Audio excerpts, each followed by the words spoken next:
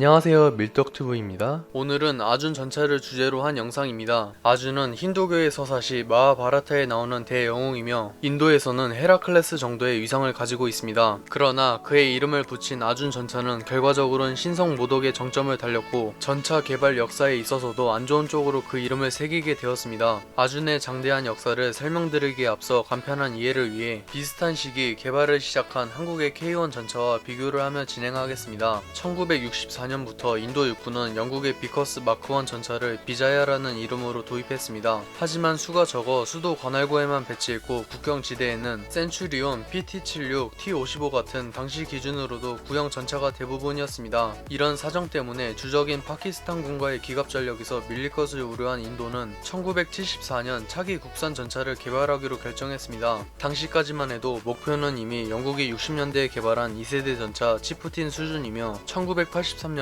개발이 마무리될 예정이었습니다. 그런데 인도로서는 여기서 생각지 못한 어쩌면 일어나지 말았어야 할 변수가 발생했습니다. 70년대 후반부터 세계 여러 나라에서 M1 에이브람스, 레오파르트2, T-72 같은 3세대 전차를 내놓기 시작했습니다. 이를 보고 자극받은 인도 수뇌부는 요구사항을 추가했고 기존 2세대 전차 개발 사업은 너무나 자연스럽게 3세대 전차 개발 사업으로 변경됐습니다. 요구사항은 55톤급 전투 중량, 120mm 주포, 복합장갑, 1500HP 출력 엔진으로 전형적인 3세대 전차 사양이었습니다. 하지만 그걸 뒷받침해줄 기술이 없었던 인도는 고민 끝에 당시 전차 개발의 본자였던 독일의 레오파르트 시리즈 개발사 크라우스 마파이, 3세대 전차 엔진 개발사 MTU, 전차 변속기 개발사 랭크 등 쟁쟁한 중공업들을 모두 불렀습니다. 비슷한 시기 한국의 K1 전차는 M1 에이브람스를 생산하고 있던 제너럴 다이나믹스가 개발을 주도하고 한국의 인력이 참여하는 방식으로 진행됐습니다. 아무튼 그렇게 진행된 아준 전차는 개발을 맡은 수많은 회사들이 오히려 독이 되어 손발이 전혀 맞지 않았습니다. 이럴 경우엔 이들을 통제하는 인도의 역할이 매우 중요했으나 엎친 데 덮친 격으로 알아서 잘 하겠지란 마인드로 사업이 어떻게 진행되는지에 대한 점검도 내팽겨쳤습니다. 그렇게 우여곡절 끝에 1984년 시제 차량이 나왔으나 복합장갑의 국산화가 지연되고 심지어 파워팩도 선정되지 않아 무려 설계를 42차례나 변경했습니다. 그렇게 1988년 15대가 생산되어 테스트를 진행했고 다음과 같은 결과가 나왔습니다. 먼저 1610m 연료탱크를 탑재하고도 순항거리가 200에서 250km에 불과합니다. 이는 1075L로 350km라는 극악한 연비로 악명 높은 90식도 감히 명함을 못 내미는데요. 또한 사격 테스트 결과 주포의 제작 정밀도가 부족하여 각 전차마다 명중률이 복불복입니다. 마지막은 비가 오면 물이 틈새로 새는 문제입니다. 이는 용접이 미숙해 발생한 문제로 만약 틈으로 화염이나 파편이 스며들어 탄약고를 건들면 전차에 유폭이 일어날 수도 있었습니다. 위의 참사를 목격한 참모부는 당연히 아준 전차의 개발 중단을 요구했습니다. 그러나 자존심이 허락하지 않았던 인도의 높으신 분들은 개발을 강요했고 23년이 지난 1997년 큰 결함들을 개선한 개량형이 출시되었습니다. 반면 K1 전차는 진작에 개발을 끝마치고 1987년에 실전 배치를 완료했습니다. 특히 이 시점에선 무려 1000대 가량이 양산됐기 때문에 더욱 비교가 될 수밖에 없었습니다. 어쨌든 2007년 결국 인도 육군에 납품을 시작했으며 2009년 5월부터 실전 기갑부대에 배치되었습니다. 이 모든 게 개발을 시작한 지 약 34년 만이었습니다. 잔인하게도 한국은 기존 K1의 개량형인 3.5세대에 가까운 K1A1을 양산했고 신형 3.5세대 전차인 K2 흑표의 개발을 끝마쳤습니다. 저와 여러분이 보기에도 암세포가 암에 걸려